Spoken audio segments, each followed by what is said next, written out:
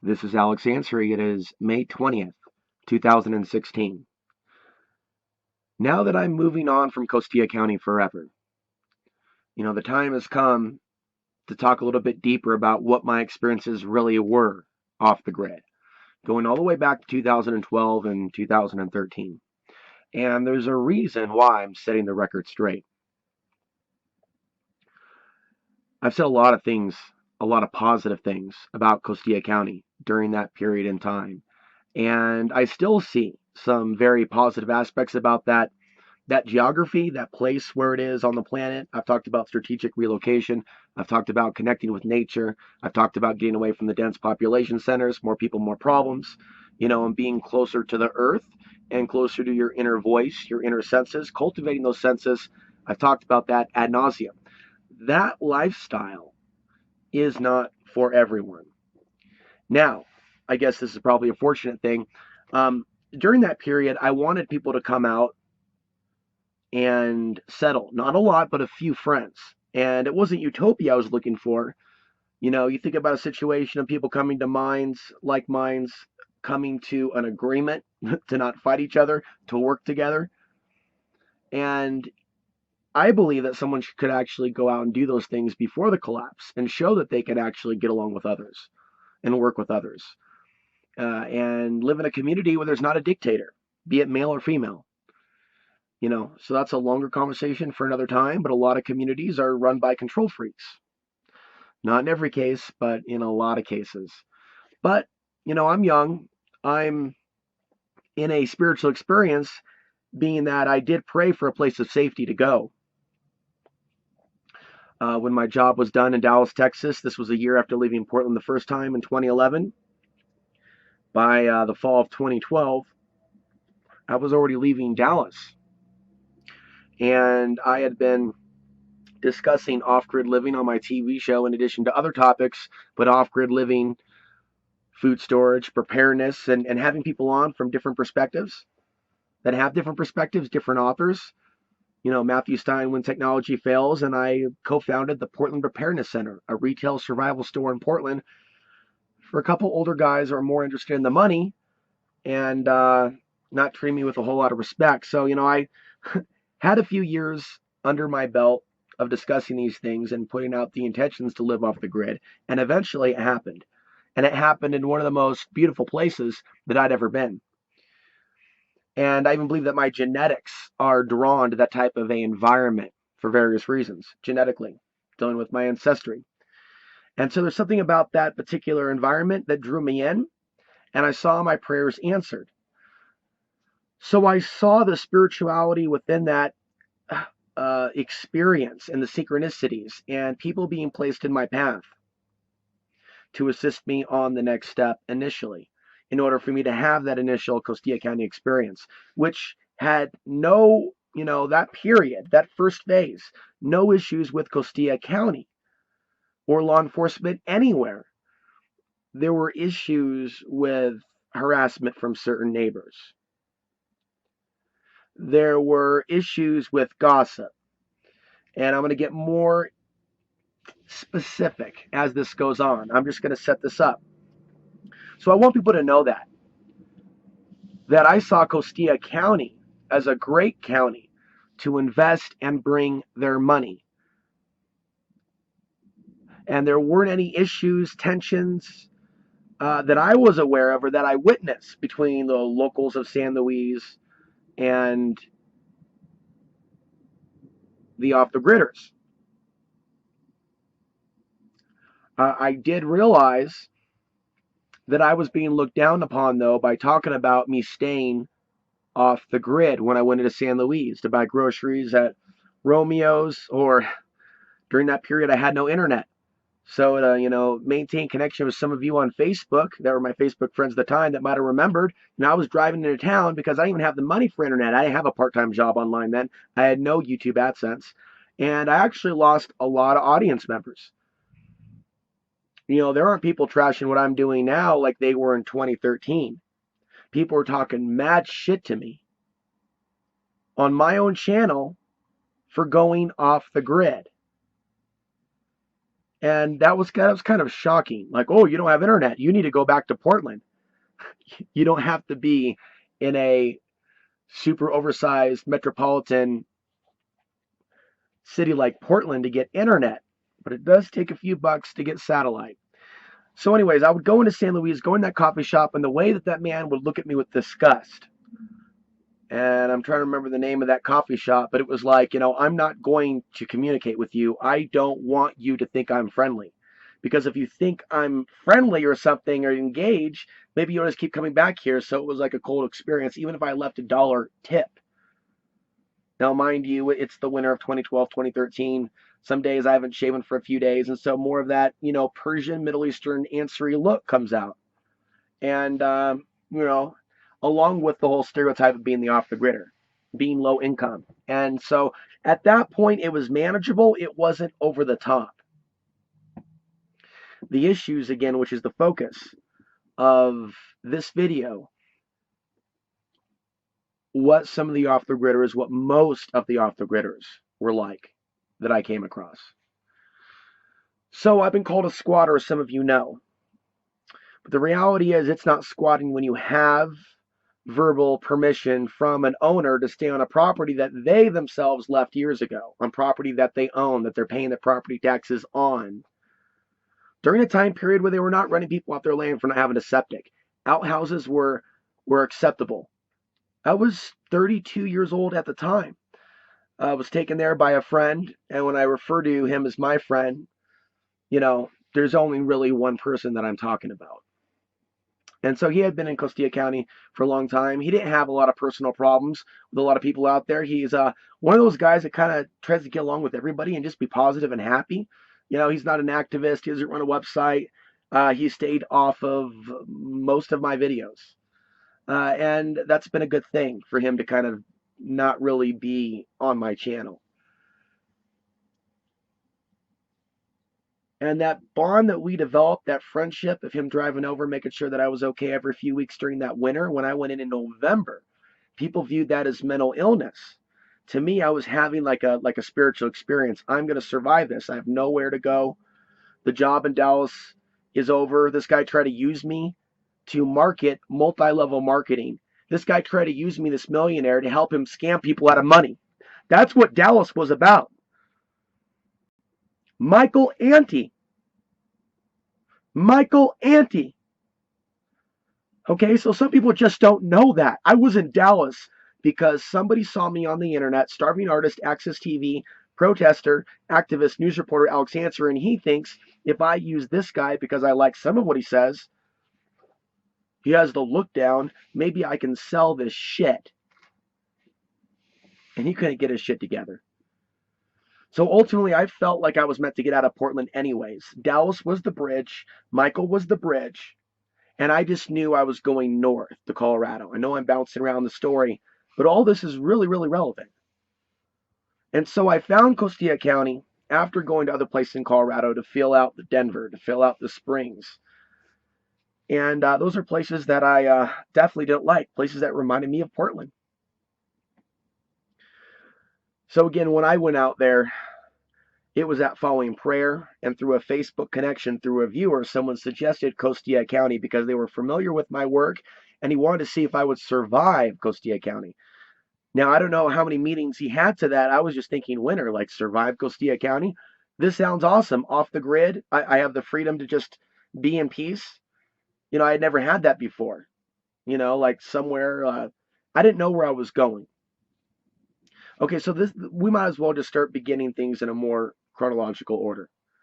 So he directs me to a guy named Paul. Now, I'm not going to mention everyone's name in this podcast. And this podcast might go on a while. But certain people that have intended to do me harm, emotional, physical, or otherwise, they definitely have their names mentioned. So this person by the name of Paul says, yeah, send him down. I didn't know Paul was a homosexual, a flaming homosexual, an Obama supporting flaming homosexual who would discriminate against someone with a different political ideology, even if I accepted him for being gay, and flaming on top of it, bragging about his welfare check. It's payday. Social anxiety disorder. Is that why you were on KRZA? once a month at one point. So, I mean, I initially landed at Paul's, and that could have been a bad situation. Of course, I guess I could have gone somewhere else, but that could have been a bad situation if my friend had not stepped in. So he emerges, and it's worked out with the owner of this yurt, not too far away from Paul's, but far enough away for me to stay there over the winter. And I was told that I had full permission to do this. And yet, again, to this day, people that have seen those videos believe that you don't have the right to be a guest in someone else's home. And there are people that house sit in this country. There are people that have house sit on properties in Costilla County years ago. So squatting on land you don't own, that you don't have permission to be on, is a different experience than parking your RV on property that you have permission to be on that someone owns. But there are people out there that have blurred this. They've blurred the lines. So if you're a guest on people's property, you're still a squatter. And this is really about classism.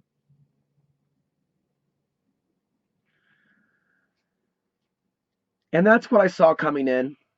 There were people that saw me as a homeless bum and said that to me, not to my face, on Facebook. As I distanced myself from Paul after my friend intervened, Paul, who tried to establish some control over me, oh, I'll take you into the Alamosa and we'll get supplies and water. It was about control. Oh, I'm doing this for you because I want to get inside your mind and terrorize you. And I got into the Archon stuff about 6 months before that. I'd always kind of talked about, the fourth dimension beyond this 5 cents reality. I didn't use the same language exactly that David Icke did, but when you talk about whatever is really controlling this super state structure, I've never seen it as human. There's something else going on. I've had my own sleep paralysis and experiences and dreams growing up. I feel like I've seen the dark side channel through my parents, and then I've had another bunch of other experiences with women that were having their dreams invaded when I was dating them in Portland. He's with somebody else. He's married. Like weird off the wall stuff that was coming out of left field. So I saw all this as kind of like this energetic backlash to my part in the awakening, the alternative media. As a young male coming up, I was going through my own spiritual assault actually for years before coming to Costilla County. And I went to Costilla County to get away from it, to get away from the people, to get away from the ugly stares, the seemingly hateful stares, fearful stares, especially from women in today's day and age, in like cities like Portland, Oregon, where I was actually from, but felt more like an outsider in the place that I was born because of the way these outsiders that moved in would look at me. So I went to Costilla County escaping the first time just to feel my own feelings again. And Dallas just kind of really just fried my senses. It was a horrible experience. So by the time Paul's fucking with me in late 2012, early 2013, I'm already 9 months deep into looking specifically at this thing called the Archons that the Gnostics wrote about in the Nag Hammadi, a spiritual text from thousands of years ago, parallels the Bible, parallels other spiritual texts. I don't want to get too deep here. And I was seeing something trying to attack me emotionally through these people that I was coming across. And saying the same buzzwords as someone would still try to do. Today, you're a squatter, you're a homeless bum, you're no good, we hate your channel sucks, just die already. And so Paul was blocked on Facebook, after he did a little bit of trolling. And I'm like, what kind of person? And that boom, right out of the gates, initial awakenings. You can take the person out of Babylon, but you can't necessarily take Babylon out of the person. As I've alluded to in multiple videos, I've met multiple people that have isolated themselves for years in Costilla County that have ended up almost more damaged than when they first came out there. They may be living in freedom. They may be growing their own pot. Some of them were even before marijuana was legalized. And yet in their personal lives, their emotional states, I've seen one particular person, talk about wanting to kill himself. And in the way in the way that he was saying this, I could see someone crying out for help that was suffering from isolation. Now we'll get more into that later. But yeah, I saw someone try to manipulate my emotions and my thoughts, obsessing on the road. This individual believed he owned the road. And so I was seeing, no, this guy has this archonic psychosis going on. Instead of finding healing in Costilla County, he actually thinks he owns that road. Not like his name's on a document, but that's his road. That's my road. So he would harass people that he believed were driving too fast by his property. And he would blame random people for hitting his dogs, dogs he probably should have had locked up somewhere, maybe a gate. Now you have a person living on welfare with a big Obama sign committing welfare fraud. I'm disabled. If you had social anxiety, you'd be leaving people alone. That's not true. You're committing welfare fraud and you're an asshole, amongst other things, Paul. Okay, so there was a lot going on with that guy and his involvement in the community. And then I was told things later on. I was told that Paul had admitted to going to Mexico with his boyfriend from Portland, of all places. I don't know why people tell me to go back to Portland. You need to look at what's in Portland. You can hate me all you want. I am not like the people in Portland, literally.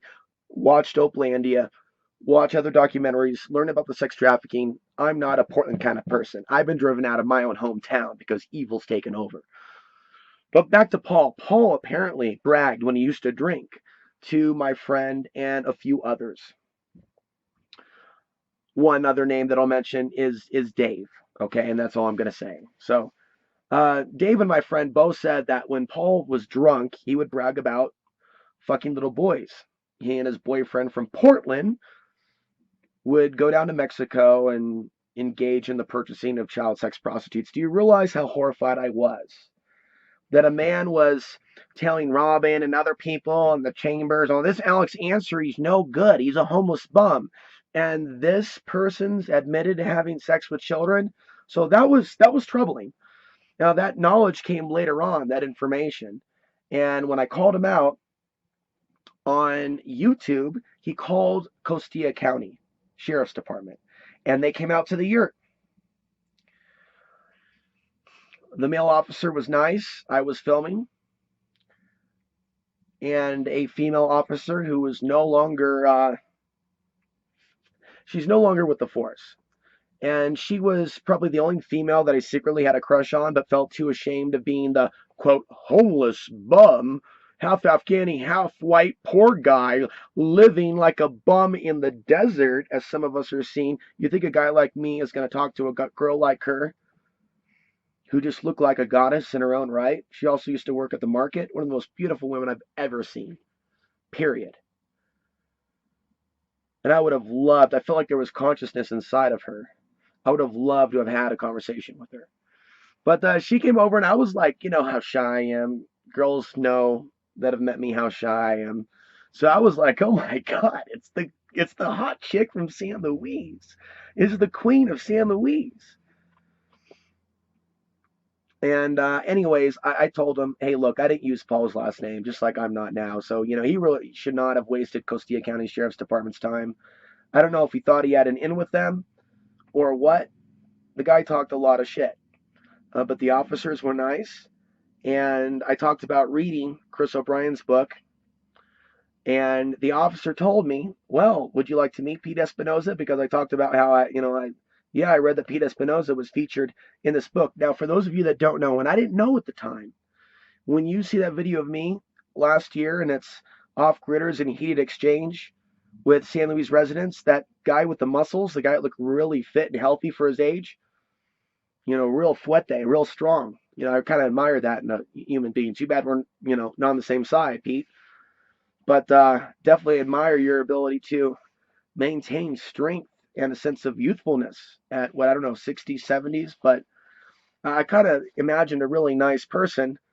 And so anyway, the person that's in the Chris O'Brien books who was investigating cattle mutilations and the Taylor Ranch. He believed that Taylor Ranch was behind the cattle mutilation wave of the late 1970s, which apparently hit the Spanish ranchers hard, really hard. So it led to some really serious questions. What the fuck is going on? Now, I don't know whether Pete Espinoza is telling the truth or not, and how plausible that story is, that there were yellow helicopters going into the Taylor Ranch. The point is, I had a very positive view at that point of the Costilla County Sheriff's Department. I didn't see them out there fucking with anybody. They never pulled me over. They never came and harassed me at the yurt. I was allowed to live at the yurt for a whole year. And actually, in retrospect, had I not got involved in documenting all this, if I kept my mouth shut and if I stayed, you know, like my friend said, you could just reside in that yurt. And maybe, he made suggestions for improving it. But I really wanted to get my own property. The problem was at that time I had no income. I had no money. I had no RV. It was necessary for me to go back to Portland. It really was. And it was when I was in Portland that the money became available for me to come back with more and a part-time job at amtvmedia.com. So I came back with a lot more than that Honda that I went up in. Now, again, I'm surviving the winter with a Mr. Buddy heater. And there was a period there where I didn't even have enough firewood. And so I was shooting a few videos talking about the archonic consciousness over relationships and Facebook. Even then, the New World Order's real war on the feminine and women. You can find those videos, with me like holding this lantern. You're like, where is Alex? I'm in a yurt, guys, in the middle of nowhere with no internet. No Netflix. It's just me, books, a pen, and a paper. Alex and his solar flare slides. I'm going all the way. Meditation, inner wisdom, inner strength, inner power, inner focus, inner knowledge, inner teachings, inner master. What would a master do? Would a master be afraid of the archons? Like that was like a title of a YouTube video a week after getting there. This is what I was tapping into. While other people are thinking about chaos and enlightenment around December 21st, 2012, I'm getting away from the people. And the creator that I pray to at the Rio Grande River, Great Spirit, please protect me. I prayed, not on my knees, standing up. And looking towards the side of Conejos County. Great protector. Yeah, I'm definitely no man's land. I only came here because I believe you led me here. Most people wouldn't travel without a firearm, without enough money, without protection, with just a faith in God. But I did. Now, people can call that meddling insane all they want when I talk about God, but it seems that they want to do that when I do it, but I don't see them doing that to a local church. And I'm not religious. So do I feel like I've been persecuted because of my spiritual beliefs over my political beliefs? The political, police state, 9/11 geopolitics, spiritual solar flares, karma, generations being connected, past, present, and future. And the supernatural and this archonic interference, some say demonic, the unclean spirits that for God knows how long have been toying with man and woman and causing man and woman to do great evil to others in order to entrap themselves within this realm. This is who I am. And coming here in Costilla County, that was my intention, to hone my focus and feel that powerful, sacred, masculine spirit, even though I felt battered from the road and coming from a broken family and overcoming a lot of different things. Overcame the drug addiction of the late 1990s. I still get people trolling me, telling me, oh, I found out you're a violent criminal. Like they're trying to cause psychological, emotional damage to me. It's like, you don't realize, no, I've already talked about that. And then I got involved in alternative media in 2004, 2005. I'm going to write a book and get more detailed. I'm just giving clip notes now leading into Costilla County. So I was on the air in Portland, Oregon on cable TV speaking out against Bush's war. Okay, when it was popular. Or unpopular, rather. Then when it was popular, and then when Obama came in, I'm still talking about the whole system, folks. I'm not getting derailed by this deceiver. And Trump's a deceiver as well, in my opinion. I'm not for either. So I went from people appreciating my content, but now I'm no longer on board. And some people, well, Alex doesn't want a violent revolution. Well, Alex, you know, uh, kisses the ass of cops. He doesn't want a war with the cops. Let's fucking call him a fed. And all types of fucking negativity were just coming at me from a really low consciousness in Portland. And that is the truth. And I'm like, I'm not going to keep staying in a place of such a low consciousness, doesn't even appreciate the. I'm trying to bring a spiritual understanding to this.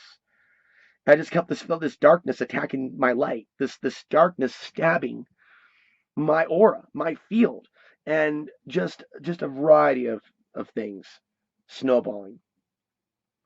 I saw Costilla County as a break from that. I didn't realize that I would come across the same types of individuals. Now, there's a video you can find, I'm No One's Slave. And you see me just kind of going off. I'm in a red sweatshirt, and I'm talking about this guy, and his name is Juice. And he's got his own Earthship over there by Ute Mountain.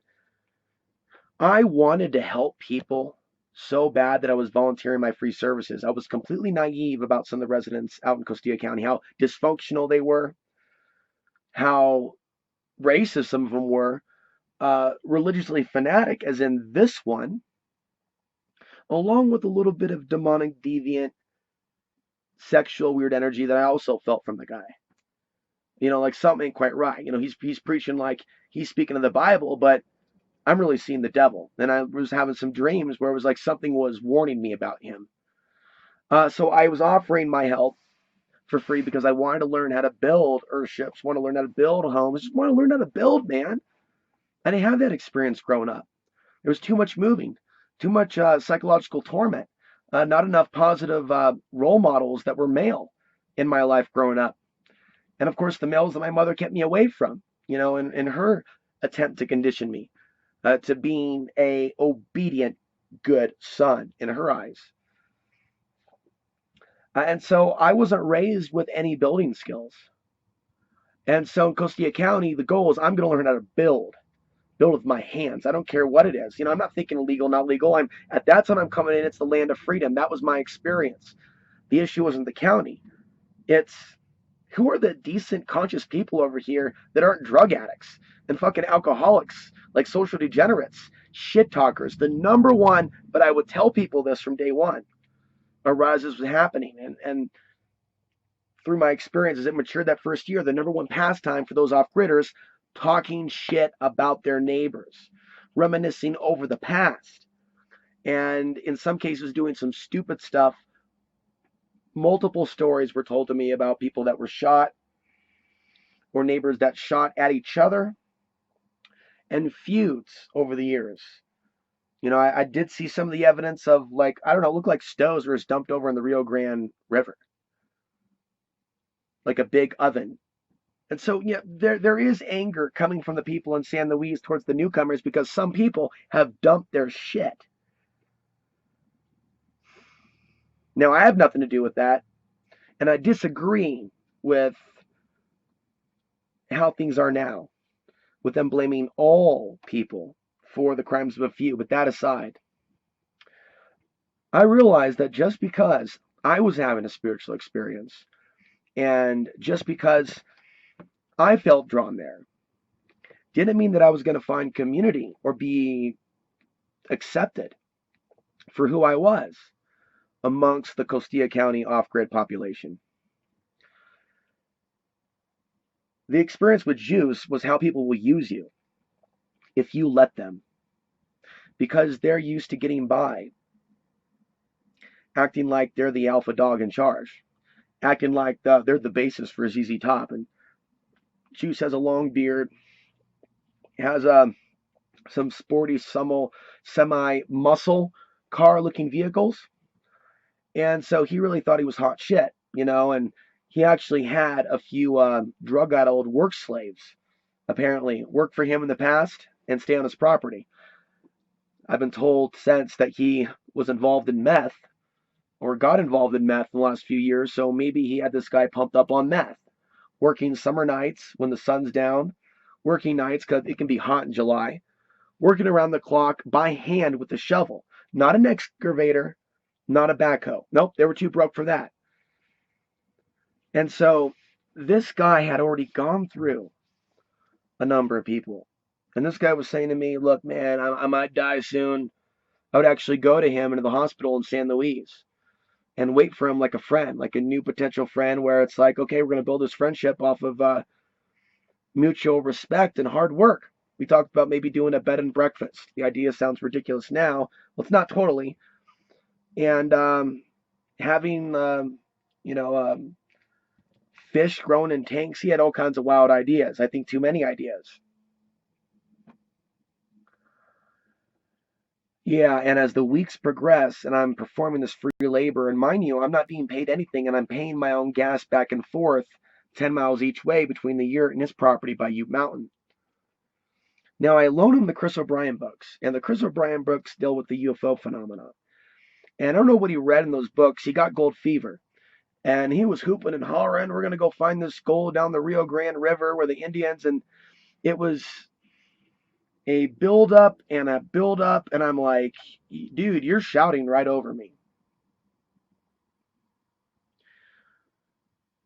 And then he just points his finger and he did me a favor. He says, get out of here. And he kind of had that scratch, get out of here.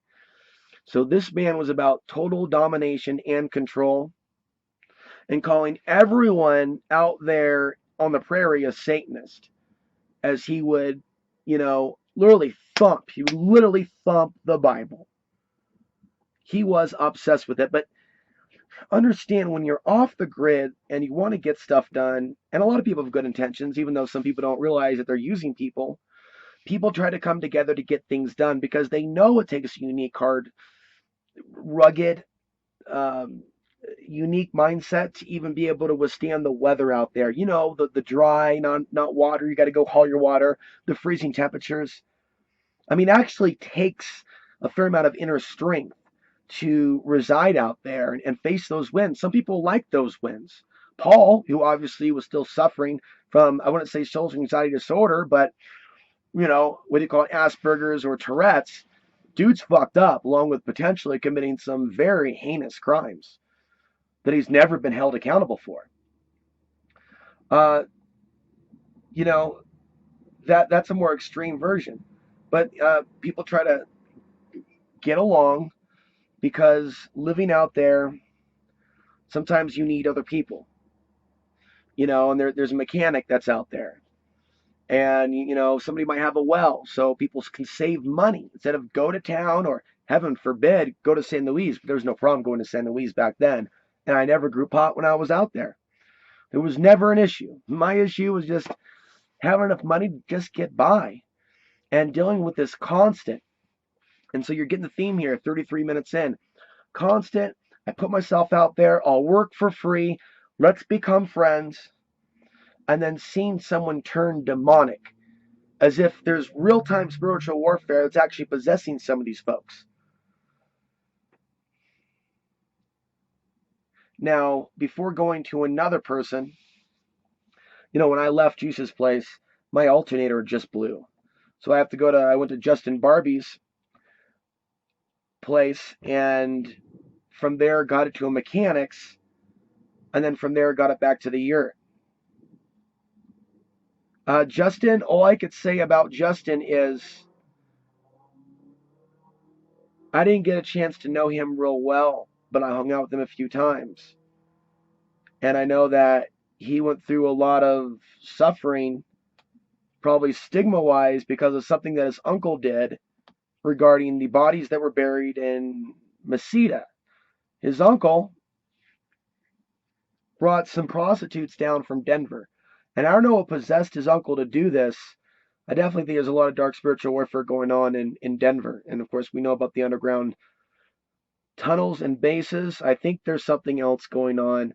Portland, like Dallas, like New York, like Denver. I see a lot of these cities as having something else influencing some of these human beings. Okay, so you have a guy bringing dead hookers down to Mesita in an area. It's a listed haunted house town. And there's a history of shootings. There's even a story about a guy they're at a party, couple guys talking, guy pulls out a gun, shoots the other guy, or guy takes the other guy's gun. impulsively and shoots him. What's going on there? And where is the killer of AJ, who apparently had some horses? Some people sure you screwed some people over. I won't mention certain rumors that I've heard. People want to know who killed AJ. So there's bodies in the desert. There's the history, by the way, that I mentioned before of the Native American warfare, the Native Americans being pushed off, but first they were turned against each other. First, the Utes were used against the Apaches and Comanches and other tribes. I'd like to learn more of this history. Feel free to fill in anything that you want, but I felt that spiritual warfare and fear when I was there, and I felt like I came there to face it, to become stronger. I would sit there at the yurt, again, the yurt with no power, no phone, no septic, no water, no internet. It's nothing but a vinyl structure that I survived in quite a bit of that year without firewood. No shit. I felt that history of invasion. I looked up at that road that leads towards the yurt, and I felt there was a time and place where, at one point in history, there were advancing armies or a threat coming from that direction of Ute. At the same time, I've also felt a deep spiritual connection to Ute. And in the last year, I was actually looking at a plot of property. That first property that I was visiting, I was in talks with the owner about buying a plot of property by Ute Mountain, right by the river. Thankfully, that didn't happen. And of course, all the stuff with the land use code change proposals and the very beginning of my activism in Costilla County, that basically ended that deal. I'm not going to go forth and dump thousands of dollars in a county that's going to run me off next week. So that's why I did not drop my money. And in the end, this is a positive thing. It's a positive thing that I'm not in Costilla County. In a way, you could even say the universe is working through the officer that wrote me the ticket to summon me to court May 24th, coming up in a few days, to deal with those 3 charges. And definitely I felt spiritual warfare then. I'm being pulled over in a vehicle that's not mine. That's the second time I drove it. I go to someone's house that invited me to his place, and I was under the impression that it was going to be safe and that everything was going to be fine. And, I'm getting way ahead of myself by telling you the most recent thing to happen to me. And, I should probably save this towards the end. So I'll talk about the traffic ticket thing towards the end.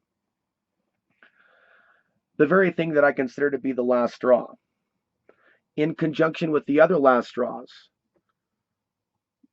And I'll just touch on that lightly and come back to it. The widespread resentment that the current Costilla County residents have against me personally for covering the events in Costilla County. I think they would have rather it not have been covered by me and maybe been covered by somebody else. I think that a certain amount of people think it was done out of selfishness. I think there's a certain amount of people that think that if we just didn't say anything, they would have just left us alone. But they were doing this before I came here. So we'll come back to this. But they were kicking people off their land before I came to Costilla County. And they were kicking people off their land that had nothing to do with me, that I've never spoken to. I've gotten emails from some of these people. I said I would do a bunch of investigations. These people don't want to talk. These people don't want to talk publicly. And so I've respected the privacy of dozens of people. And I have not posted their emails to offgridcode.com. So getting back to the sequence of events, again, I come in, I meet Paul, have that experience. I meet Juice, I have that experience. And I was lucky to get out while I did. And then there were the chambers. And I felt just a sense of complete humiliation that a family, and I was insecure, maybe it's my father's background, this Mormon family looked at me with complete distrust, but yet they're connected with Paul. And so to see a flaming homosexual admitted pedophile be trusted because he's been there longer, And yet I come in and I want to help people, and I'm realizing I want to help you guys.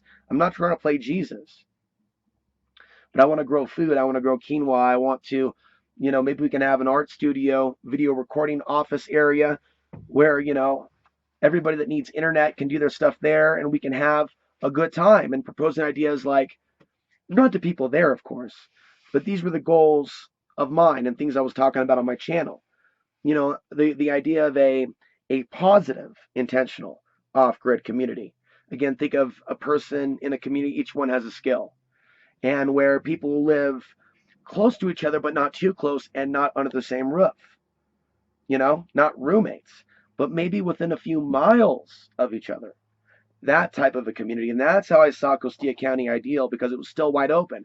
What if a bunch of friends, that aren't interested in just shooting guns all night and drinking beer and driving around drunk and chain smoking and whatever, playing video games. Geez. Yeah, there are people out there that play video games with their solar. Not trying to insult all video game players, but seriously. A community where people work together to meet their survival needs, but they have their own lives and they respect each other. Communities based on mutual respect and intelligence, not alpha males and alpha women. And you deal with a lot of alpha women and alpha men in most communities, whether they can see themselves in the mirror for what they've become or not.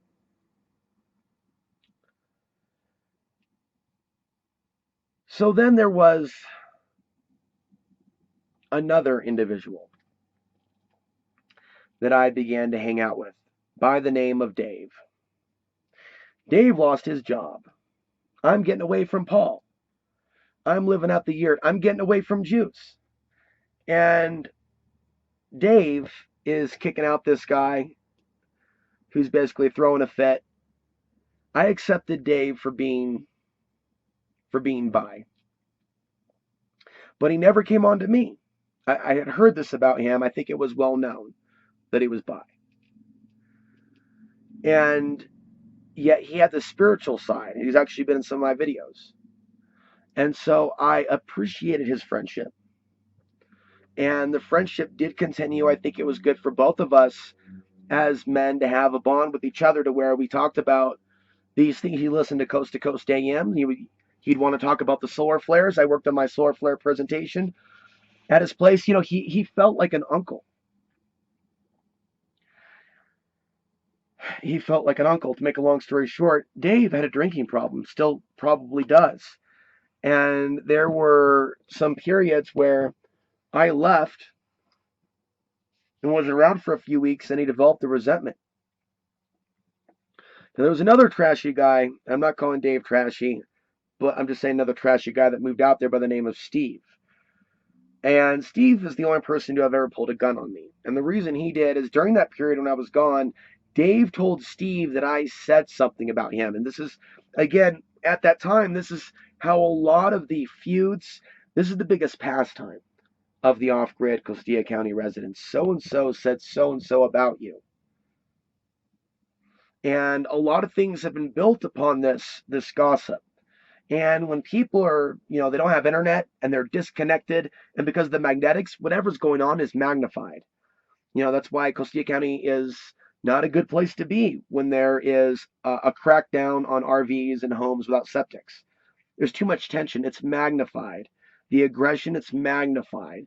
People talk big talk. I felt the power. That's why I want to be in Costilla County more for physical fitness and doing my own reporting and meditation. Serious physical training. There's something about that place that just affects my biology in a certain way. I think that's also why I was bolder and fearless when I was in Costilla County, and I felt a sense of security. While other people seemed to be going crazy, I felt a sense of strength. Watching the sun come up and discussing the sun and its effect on our human consciousness, which a lot of people don't really talk to me about. It's almost as if I'm going over their head or coming across as a crazy man, but it is science. Watching the sunsets, and being without the internet for hours to days. These are powerful experiences. And to mention again, certain areas in Costilla County, no cell service. Now, that's an amazing thing when you think about electromagnetic pollution and what it's doing to human health and what it's doing to the people in the cities.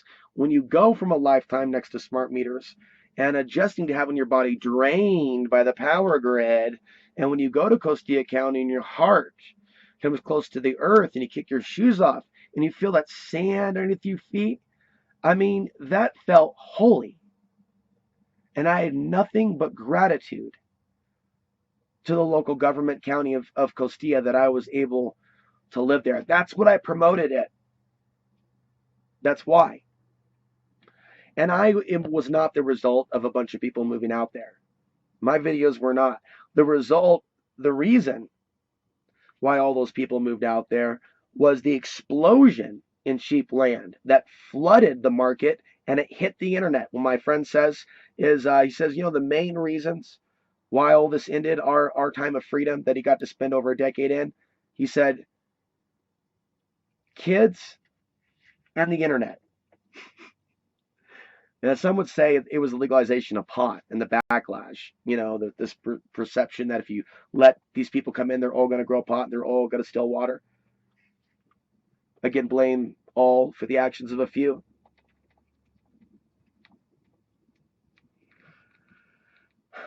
But yeah, during those days, San Luis was not a scary place.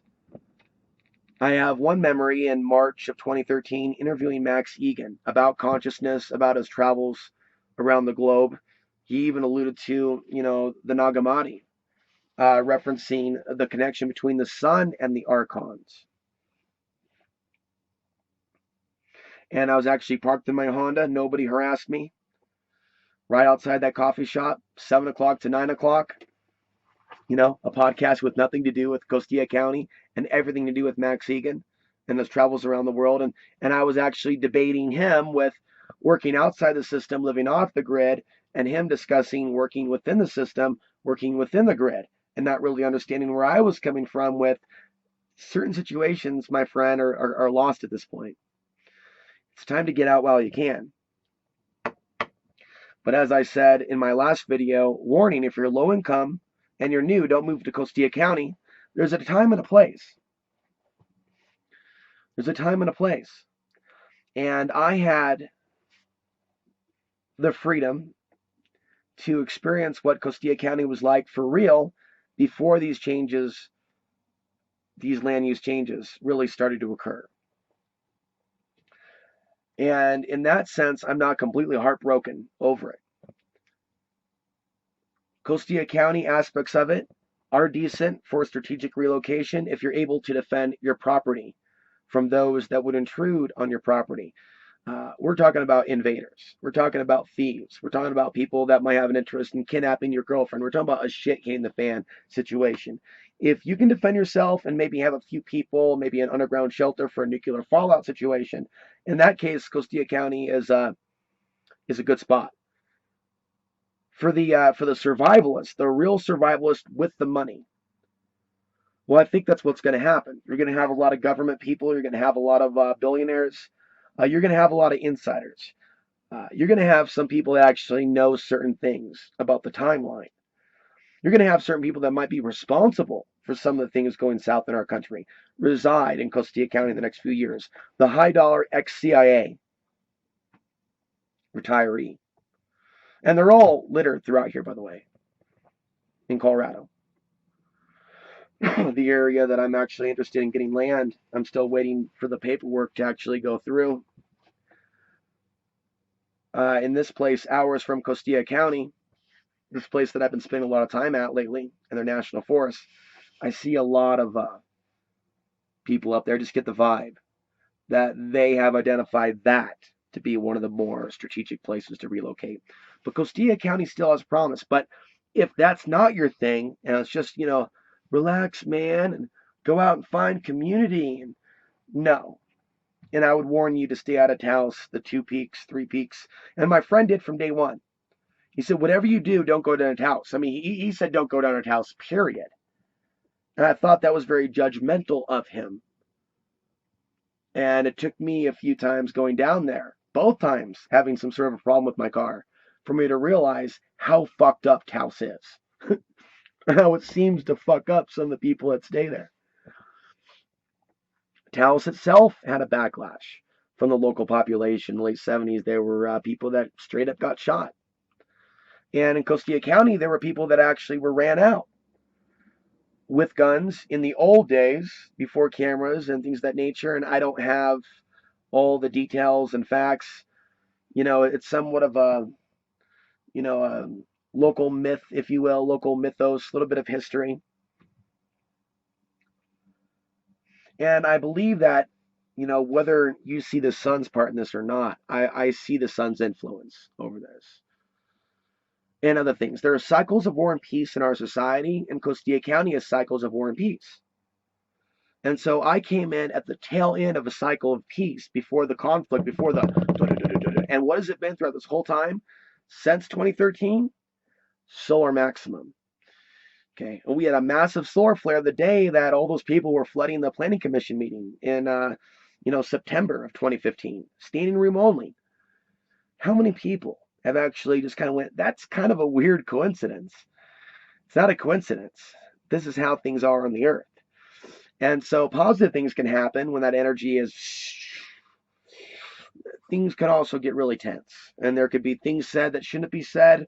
We can all get a little heated. We can all get a little emotional. I think a lot of us got a little bit emotional in September of 2015. I think a few of us felt very threatened that we were going to be made homeless, which was the case.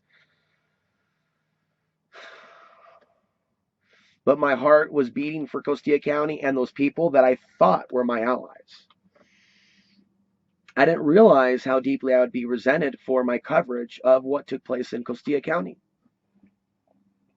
So, reeling back and going back, I've shared with you of a number of individuals, but I haven't even got to half of them.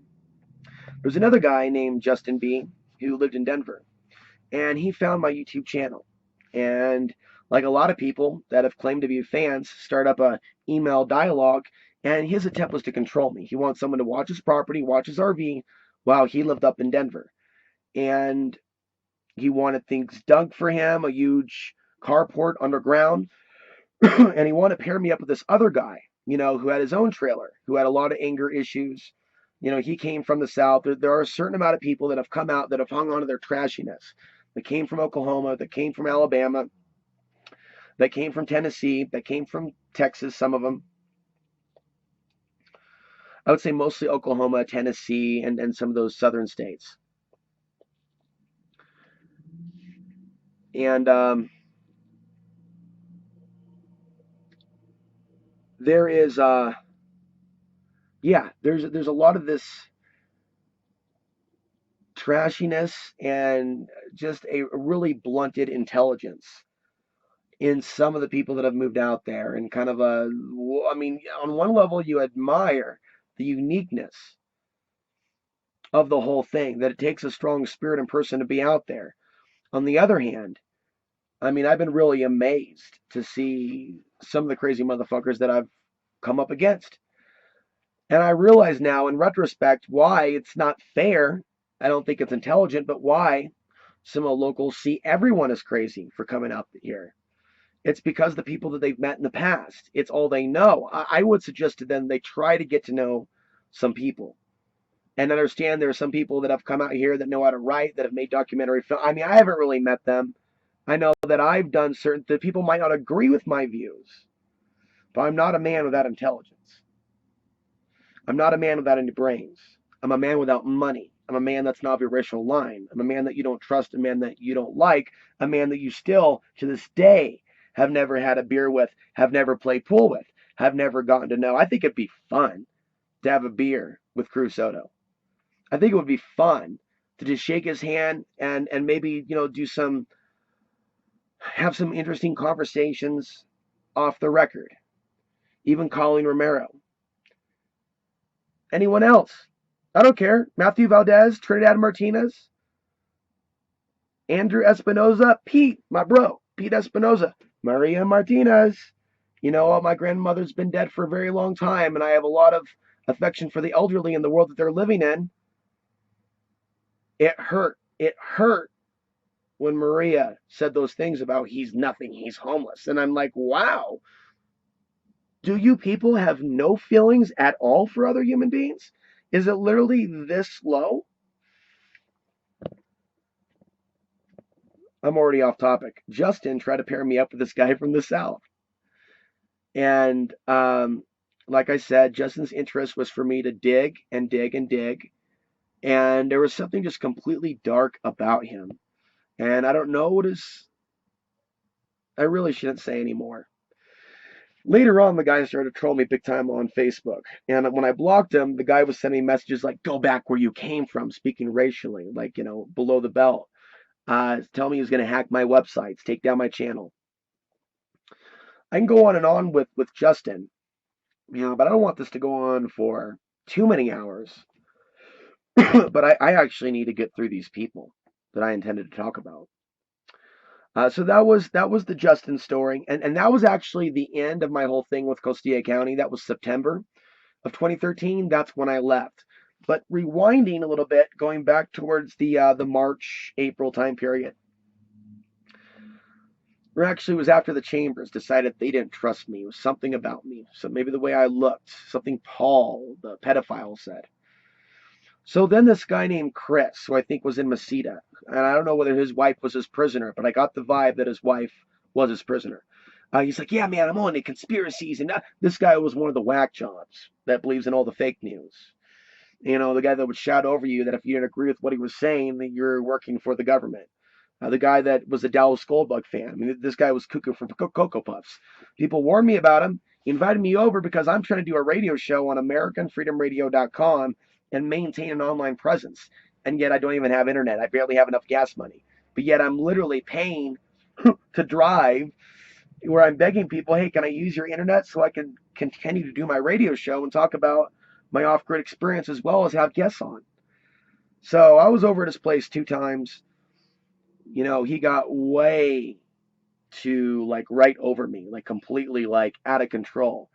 And I was warned and told that he had shot at his neighbors. And I could tell that his wife was a bona fide prisoner. She was not allowed to come outside of that room. She was not allowed to introduce herself, nor was the son. In a situation like that, you get out. You just get out. And I don't know whether a situation where the police need to be called. I think that they're there voluntarily. I'm sure they're still there. He's got cameras outside of Mesita doing total surveillance on everybody in the neighborhood. It's just Mesita, dead bodies, spirits, bad mojo. Okay, next character. Okay, Steve. And again, met Steve through Dave. Now, Steve was a real trashy motherfucker. So when they passed those land use codes, they talked about people living in squalor, people dumping their trash. One couple came to mind. They're no longer out there now, but it was Steve and his girlfriend. I mean, these people were dumber than dog shit. Now, it was nice to Steve, but he was more of a con artist. Like, oh, I'll fucking fix this. I'm a fucking cheap mechanic. You get what you pay for. Be very careful of your off-grid associations. Be very careful who you hire to do mechanical work. Okay, so you get ranting about fucking this shit about Afghanistan and Iraq, just nuke the whole place and be done with it. I talk about things on my YouTube channel, and I just fucking went off on that mindset. When I went away for a little bit and did some house sitting in Amalia, New Mexico, Dave told Steve. So, I was on foot. I mean, there's a number of times my car was broken down. I'm in a situation where I got a flat tire and I'm trying to get help in the off-grid desert and trying to find a replacement used tire. So there was a moment where I'm walking when my brakes are getting fixed, this one guy's place, to the store. And Steve drives up and he doesn't point the gun at me, but he pulls out the gun. And right after this, also, the yurt that I was staying at was robbed, and some personal possessions that I had that were not bolted down, that were not in the car, were taken. And Steve may have done that. Steve may have played a part in that. But I was absolutely appalled that bisexual Dave would be so mad at me for not being around and other things that we could have resolved over time.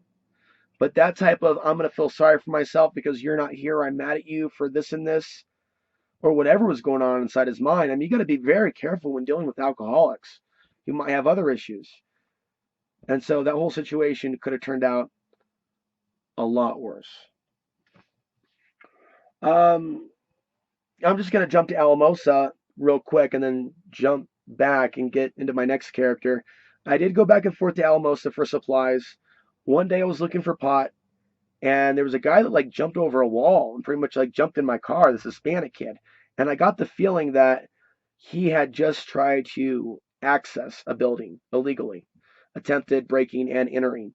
And pretty soon after that, there was a police officer behind us. And I was really freaked out because this guy was in my car. And at that time, I was so poor that I couldn't afford insurance. Now I can. At that time, I couldn't. And so I'm trying to get that guy out of there. I drive him to another area. He can't get me weed, but he can get me heroin. And here someone's trying to tempt me. It's been, you know, at that point, 9 years. 2004, 9 years later, 2013. This guy's trying to get me hooked on hate. Get the fuck out of here, man. This guy was a dick too. This guy wasn't very appreciative that I gave him a ride. So yeah, there was also some crazy white girl that I'm at the fucking the pig bar that winter. And by the way, that winter, because I had nowhere to go to do my internet show, when I interviewed Chris O'Brien, I paid $50 to stay at the Grizzly Inn to interview someone for my YouTube audience. Do you see how fucking crazy I was? No, I was passionate, and I am passionate. I paid $50 to stay in a motel room because it meant the world to me that I was going to be able to interview Chris O'Brien. I didn't realize the guy was actually a dick and would like chew with his mouth full while drinking a beer towards the end. I hope his life is better for him wherever he lives in fucking Arizona since he left Colorado. But right around that time, and maybe even that night, I'm at the pig bar, and some crazy redhead sits down next to me, and she's one of these. So what team are you for? Fucking blah blah blah. And I'm like, Coke or Pepsi. And then she just flipped out and got on her phone, started fucking bawling. My God, oh my God, these people are horrible. And this guy is so weird. He's sitting next to me. And it's just like, oh my God, this is what a bar's like in Alamosa. Then I go across the street to the yuppie looking place. And the owner of that bar, he would throw bottles at his waitress. I shit you not. I've been scared straight. I haven't been to a bar since in Alamosa. Well, I think once. But this guy actually threw a bottle telling his waitress to move faster, and I went off on him. I went off on him in favor of her. Not that a woman like that would. There I go again. But you can be a good man in the society. You don't have the money. You're nothing. By the way, I'm going to have land one day. Do you have any idea how now, if anybody shows any interest in me from here on out, how do I know it's actually something that's going to be positive and not just me being on the market or, oh, Alex has got land? I don't yet, but at one point in the future I will. And I pray that whoever I do open up my arms with spiritually is going to have her head screwed on straight. And it's not going to be some sort of a bad experience. And Lord knows I've had a lot of bad experiences. And seeing this shift in consciousness, seeing how people are turning on decent men in our society, again, these are things that led me to Costilla County the first time. And these are things that led me to Costilla County the second time. In between, I stayed with a female that was not my girlfriend, but there was an acceptance that I had of her on a sister level. Someone that wanted me to stay with her, wanted me to be her friend. And I realize now what a big mistake that is to move in with people that you don't know because there is an expectation. And if it's their place, then they will make things hell unless you give them sex. Okay, so I actually dealt with a serious energy vampire in between my visits in Costilla County. And her gross disrespect of me, trying to grab at my crotch, and we're not talking about an attractive person. We're talking about someone that needs to fucking look closer at the mirror and realize why no one's having sex with her. I took her on as a friend who happened to be female. I have male friends. I don't jerk them off. I don't touch their butthole. I don't. I don't. Okay. And I also have an ability to have friends with females and not be groping them. Unfortunately, this person was trying to control the situation and actually turn me into a prostitute. Okay. And it didn't happen. So some people say, Alex, why'd you go back to Portland? It's because I ended up in Colorado staying at this fucking nuts house. Portland was better for me to go back to. Then I came back, forgave her, and then another bad thing happened. Then I went to Costilla County the fall of 2015. So just so my listeners know, especially females, someone pulled me in to destabilize my life twice in the 2013 and 2015 time period. And I made the mistake of staying with this woman. And all she did is just add to the wealth of knowledge that I already accrued in Portland. Okay, so now we're going to go back to telling stories about these characters in Costilla County. Okay, we talked about Paul. We talked about Juice Man, ZZ Top, yeah, Bible, work for me. Ah, get the fuck out. You won't let me talk over you. We talked about the Chambers, closer with a pedophile than with Alex Ansary when I came in. Ooh, can't trust him. He's a weird looking young man. He's a homeless bum. Okay. Um, Talked about Justin B. You know, he's gonna become a big part-time park grower. Alex, I want you to fucking be my work bitch. Oh, you're not gonna be my work bitch? You're gonna leave the county? Oh, I'm gonna troll you, motherfucker. Now let's talk about the guy that was living across from the yurt.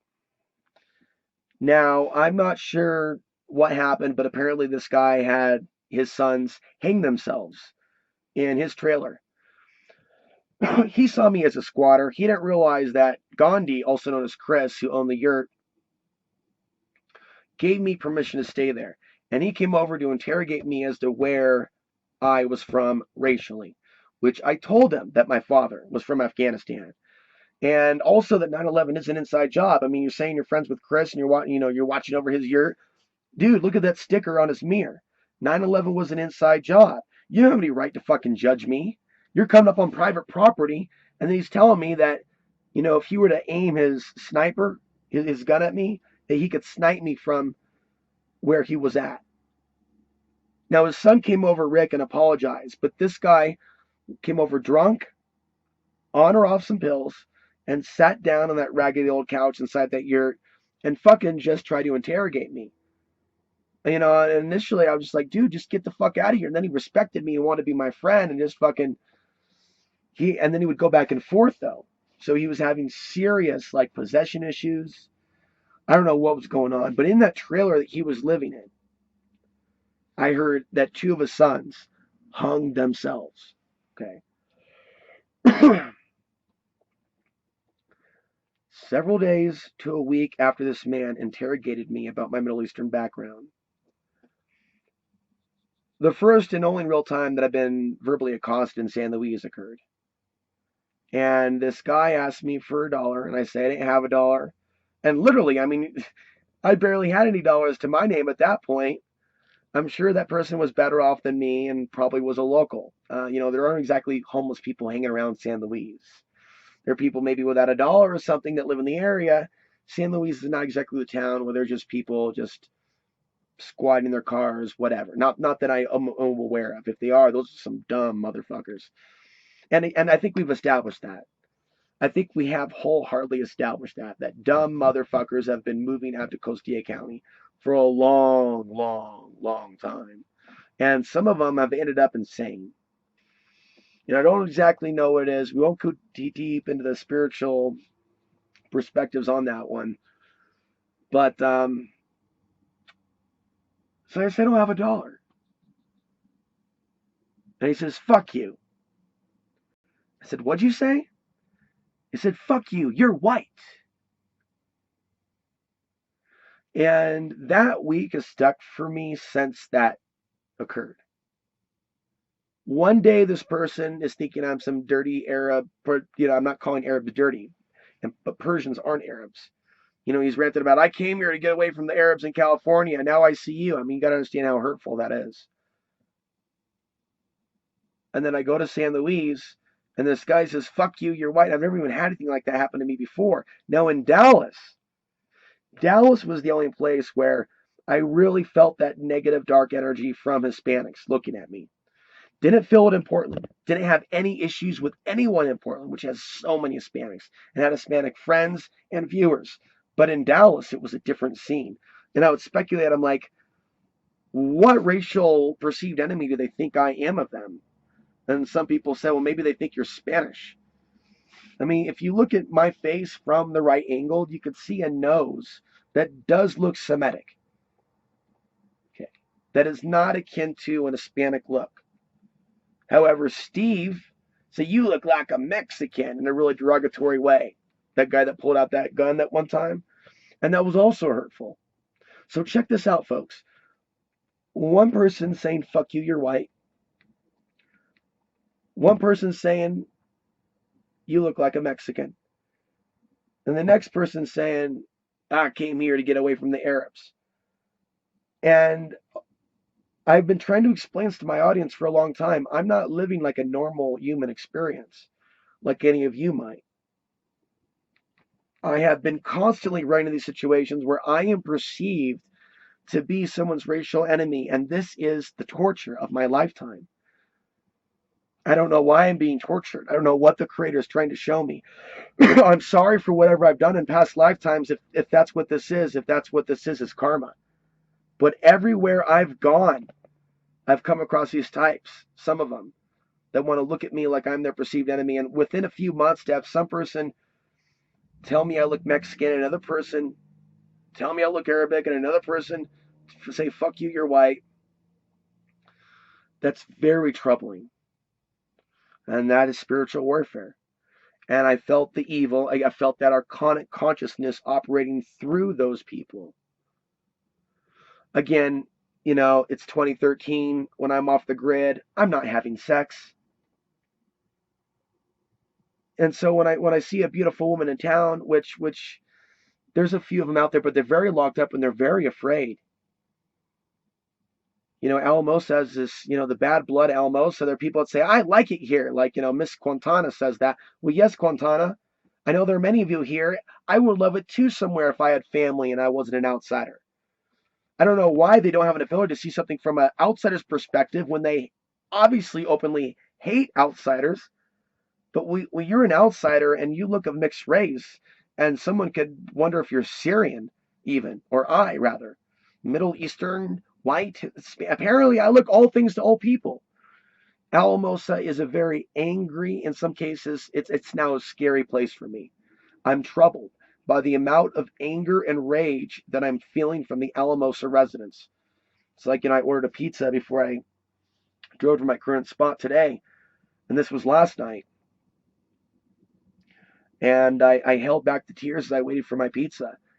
As I looked outside, I see such a beautiful land with mountains and Blanca, but just a sea of big trucks, hybrid cars, and soulless faces. I'm sorry if that offends people. I'm the outsider that moved here, who's been treated like a potential criminal. Or I don't know what people think. It's like moving to this area is akin with child molestation, like we came to molest the earth with our fecal matter, of which I've always carried out of the county and disposed of somewhere else, regardless of what people think about that. It's left the county in a bag throughout my entirety of my stay. Of course, a couple years ago it was an outhouse, and there was no problem with that.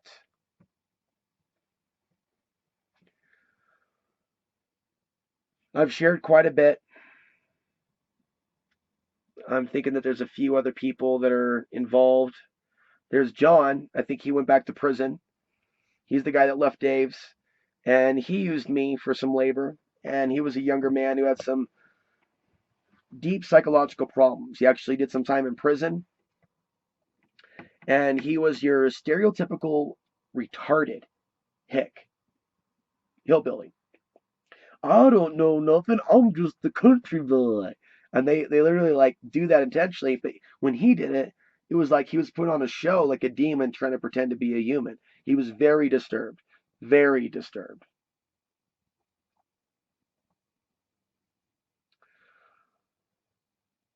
Never got to know Jeremy Costilla too well, but he was living off the grid then, and he has since come to call me a patrol, self-seeking, trying to be the face of a movement, and he's gone in this extreme sovereign citizen direction. And Jason, like others, I try to befriend years ago and say, hey man, you act like you're concerned about this government stuff. I don't know everything, but I'm not this fake ass Alex Jones. I'm a real human being with a real track record who wants to, be a part of a real community and be around real survivalists that will actually watch each other's back, not this bullshit GI Joe bullshit with one dude trying to control the group. I remember trying to reach out to Jeremy to introduce him to my work 2, 3 years ago. And dude just looked at me with a sense of just distrust. Just go off, I know fucking everything. I'm a fucking did. And, a lot of these wacko survivalists, sovereign citizen types are like that, actually. You got to watch yourself very carefully, get around who you think is a like mind. And a lot of these men, a lot of these people, they don't understand the alternative media. They don't understand be your own voice. They understand pro-Trump or pro-Obama. Or if they're the conspiracy side, Alex Jones, Alex Jones, Alex Jones, and nothing but Alex Jones. Hell, I've tried to make friends with Alex Jones fans for years. There can only be one Alex for those folks. And that's all I'm going to say about that. There can't be a grassroots Alex. Can't be an Alex from the streets reporting the streets. There can only be one Alex. And it's just more of this alpha male top-down hierarchy. I know that I'm leaving out something or someone from that particular year of 2012, 2013. I will share one more. There was that period where I went to Amalia, and that was the summer. And I watched over property in New Mexico. And yeah, that was a break from Costilla County. And Kyle, the person that assaulted me in Taos, that's how I came to meet Kyle. Kyle contacted me and said, I left this place a fucking mess. Dude, please, will you please go and clean it up? You can stay there and use the internet. I know you're in the yurt. I know you need internet. I'll tell you where the key is, dude. And it was fucking disgusting. And so the female came up who owned the house, who had Kyle watch it. And her main interest, I think she scanned my energy, was whether or not I'd be a satisfactory sexual partner. She saw a YouTube video of mine and became gravely concerned, along with like her ex. Oh, Alex Ansary is doing a video at your property. People might come up and try to steal stuff. And just automatic paranoia that because I have a channel that I'm going to bring bad luck. And so, yeah, I watched it for about a few weeks to a month and then went back to Costilla County and discovered that my stuff was stolen. Probably by Steve or by somebody else. This is after Dave was disgruntled that Alex won't be his boy toy or Alex won't be his friend. Butthurt just like Paul. There was another guy that would sell really crappy joints for $5. And despite the probably $100 in sales over the time that I've been there, there's nobody else selling pot. There's no dispensary. I know nobody in Alamosa. I was dependent on trim. A joint of trim for $5. It was ridiculous. The guy was ripping me off. And I remember the day that I actually had my solar flare presentation typed up, and I tried to give him an overview, and he just looked at me like, you're fucking crazy. You're taking shit you don't know nothing about on the internet and just fucking making up your own hypothesis. And so it was through that experience and others that I came to realize that my intelligence, what I created before I came there, and this really came back around, repeat itself in 2015 into this year, has actually worked against me. My YouTube personality, oh, this will bring danger, oh, FBI, oh, the thieves, oh, the county, fear, fear, fear. And I've never seen anything like it. I am now recollecting the last two characters, which is good because I'm starting to get a little ready for a break. Again, this individual, he's the person that's seen that video getting water from the river that I did not know was illegal, but I documented it as a documentary amateur filmmaker documenting how people live off the grid. And this guy he was the one who went to Kenny and Rose's. We'll get to them next, and I'll leave them for last. And said, I'm going to kill myself. Give me some pills. And they gave him pills to kill himself. Rose. Rose the crackhead, Rose the meth head. Domestic violence cases with Kenny. There's got to be somebody from Costilla County surveilling my channel. Rick Rodriguez, are you out there? I can hear you laughing. Andy Espinoza, are you listening? You guys really should listen. I want all of Costilla County to listen to this podcast. Don't let this happen to you. Okay, so this guy is screaming he wants to kill himself. Rose, give him the pills. He takes the pills. He is going to die. Kenny has this a little bit late, I might say, but God must have been working through Kenny. He felt a need to go over there, and he said he was all fucked up. Brewster was all fucked up and he took him to the hospital, and he had his stomach pumped. I tried to help this person and be this person's friend, and this person, first of all, he would pull down his pants and point at his genital warts, which I've never seen a human being do. And he did this with everyone. He would just scream about how he's in pain, and all of his marijuana profits are going to this Native American medicine that obviously wasn't working for him. Obviously, it wasn't helping him. And so one day he just starts, why don't you just get your own fucking property? Without realizing that I don't have the money for my own property. You know, I was talking about maybe helping someone work on their property, and he's trying to give me some tough love, but he's being psycho. It's how you say it. You know, it's shit like that. You know, someone could be like normal 1 second and just start flipping out at you like you deserve to be talked to like you're trash. And that was the last time I saw Ed. With Kenny and Rose, I'm going to try to keep this simple. Kenny and Rose were pathetic drunks. And there was always some form of domestic violence going on, either with Rose calling the cops on Kenny, and Kenny being taken down to Costilla County jail where he's done time. And whether or not he did hit Rose or not hit Rose, I don't know. But what I do know is they were pathetic drunks, and they would want me over once a week because I do my podcast over there. I'm still doing podcasts by the summer. That's right, the summer of 2013. So they'd be at another person's residence who, oh my God, he had fucking power. And so they'd watch this other guy's place while he was gone. And so it felt really great to be around a few people, to be inside of a house where there's a regular kitchen with internet, for me to get my stuff done. I mean, I cannot describe how rough that is to go off the grid without internet and still try to continue your YouTube channel. You know, there was way too much fighting that they exposed me to. And I didn't have to see the worst of it. But to know that there are people that also come out there to Costilla County and bring their personal drama and bring their relationship problems, bring their domestic violence. I mean, that is really, really stupid. You know, what, you want to go up before Kim Woods, you know, and all the horror stories that I've heard about court in Costilla County.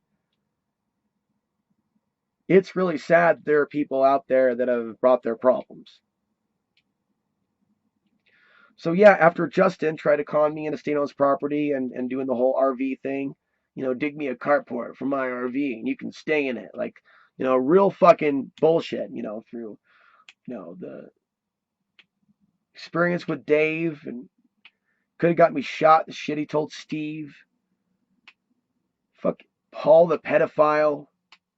And then there's all these other people that I want to get to know, but it's like the universe kept me away from some people, and I was warned to stay away from other people. In the end, I experienced a year of freedom. In the end, I got to experience the reality of off-grid living. I never went out there for my own utopia. Not even the second time when I was staying on Chloe and Hiram's property. I just want to be respected for who I was. And, I think I should close with maybe, an afterthought to my last experience in Costilla County. So I've told you most of the first experience so far. And I survived that on my own with very little money. And I was very proud of myself for doing so and surviving the winter without freezing to death. To me, that's an accomplishment. And I got to figure out what people were like off the grid. So when I came back, it was not to assimilate into any community. It was just get some property and whatnot. But I was affiliated with one community by the name of 360 Freedom. Some of you may have seen my videos with the black guy Michael Morris. That guy was very challenging to live with on the property. I don't know. It was, I'm asking for the internet to be turned on. I think there was some communication. It was more like, I don't give a fuck, dude. Fend for yourself. I had actually traveled several hundred miles from Trinidad to stay with them. So, right away I'm back in Costilla County and I'm seeing the guy that, was it Danny? I mean, wow, man, you don't say that you actually have a community going on when you have assholes there when you're not there. That's not true. I don't know whether you know that or not, but I mean, you're not really representing, it's not really a community. Just building it from the ground up and you have random people coming and going and some respect issues. Michael was nicer later. But when I initially got there, I was like, dude, I'm getting the fuck out of here. And I left again. I went all the way up to northern Colorado, then came back down, stayed on some property that I was negotiating a contract with a landowner. And that is when, through Chloe and Hiram, that were connected with 360 Freedom, I found out about the land use code changes. All that was pushed by Penny Taylor, who always tried to make everything about Penny Taylor. Neil Taylor, who's a racist, and I blocked him a long time ago, he never deserved my time. I mean, this guy thinks all Middle Eastern people are scum. Here I am. Hiram was a part of an army that killed Middle Eastern people. Hiram wasn't shot by an Afghani. Hiram was shot by an American. So these people didn't respect anything that I had to say about the world nor the research that I had done. They were grotesquely ignorant, grotesquely. Many of them voting for Sanders, many of them voting for Trump. And then you have the far right, like we're sovereign citizens. And then you have the fringe aspect. These people did not respect my background. The first thing Chloe said to me was, Alex, well, I checked out your YouTube channel, and I just wanted you to know that I do not believe in anything that you say. And then when I was trying to, we were also talking about my background and my father, she was concerned whether or not I was sexist based on my racial background. She just blatantly threw it out there. And there were other things that Chloe said and did that showed me that this woman had no respect for me. And I had nightmares about Chloe before all this happened. Like something was warning me. I thought it was archonic psychic attack. Like, ooh, stay away. Maybe I should have stayed away. What do you think? Did my reporting help anything? For those of you in Costilla County that didn't like me promoting Costilla County or standing with the off the gridders, how about my reporting now where I tell people to stay out of Costilla County? Do you want people to be warned? Let me ask you again, slowly. Do you want people to be warned? Do you want people to stay out? Because they're watching. And I've told people to stay out of Costilla County if they're low income and they're new. They do not have a future in Costilla County. That's been made clear. Low income cannot afford a $5,000 septic with a $1,000 permit. You know that and I know that. Let's not play stupid. Okay. Costilla County is for the high dollar. And this is later going to affect the local Hispanic residents. It will later affect the employees of Costilla County if they choose to remain in Costilla County. They may not be thinking about being forced out of that region in the future. They should think again. Hiram was contacted by me recently inquiring about a computer that I left with him. Because of my fallout with Chloe in the form of me blocking her due to the way that she allowed people to defame me in the SLV Just Us group and other things, the way she treated me, Hiram has chosen to not respond to my inquiries about my computer. I consider that theft. Daryl Carter, the old man that I fell in love with, the uncle from another family. If I mean love like a brother. That man has not talked to me since I blocked Neil Taylor. Neil Taylor, the racist. Neil Taylor, the white supremacist. Is that why they're involved, the Mormon family?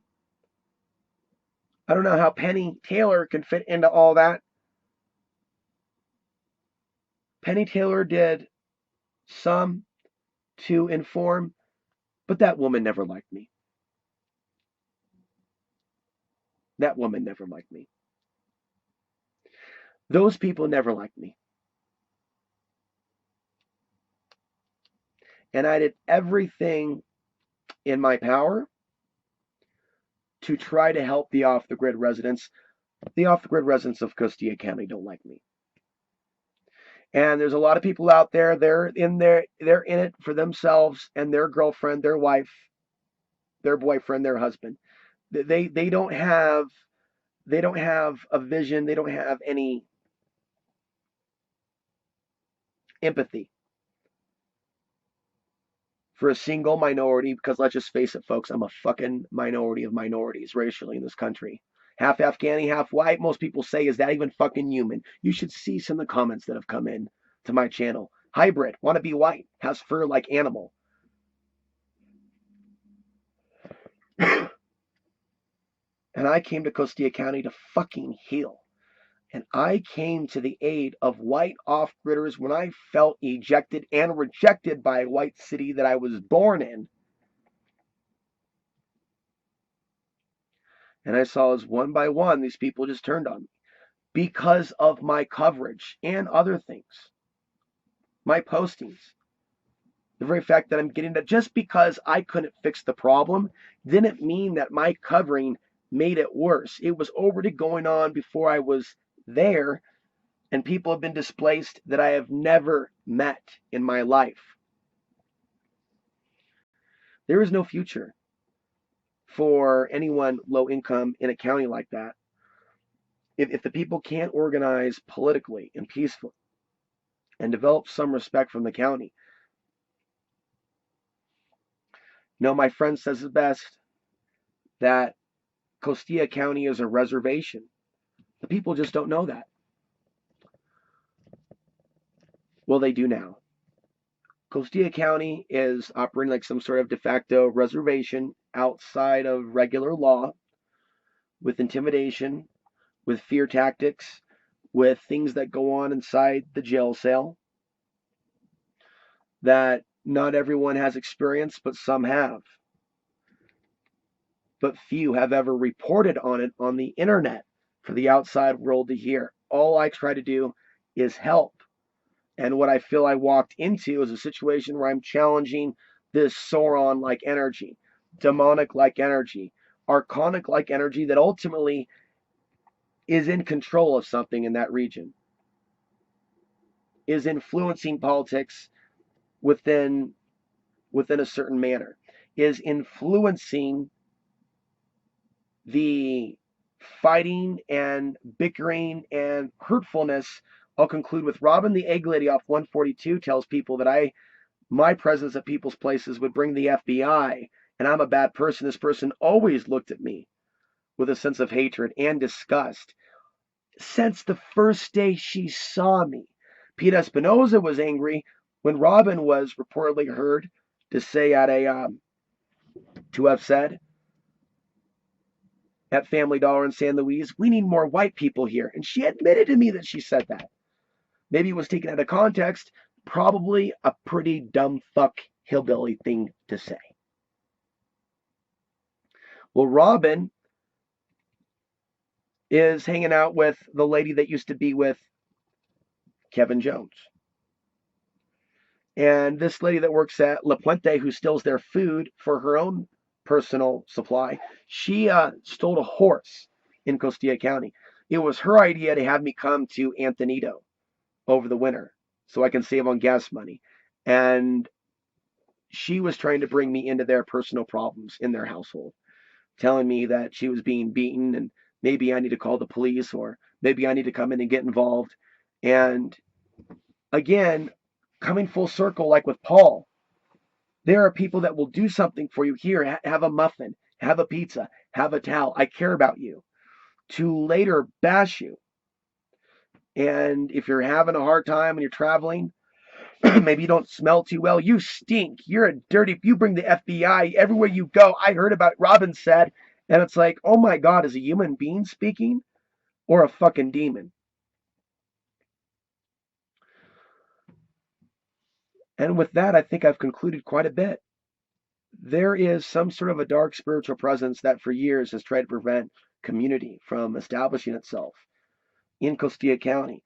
And as a result of the work that I've done, I've actually brought on a lot of spiritual attack upon myself. And to this day, I'm still trying to manage this new energy that I took on, this sense of darkness and anger of an evil spirit that is furious with me for what I've covered and what I've done. And with that, this podcast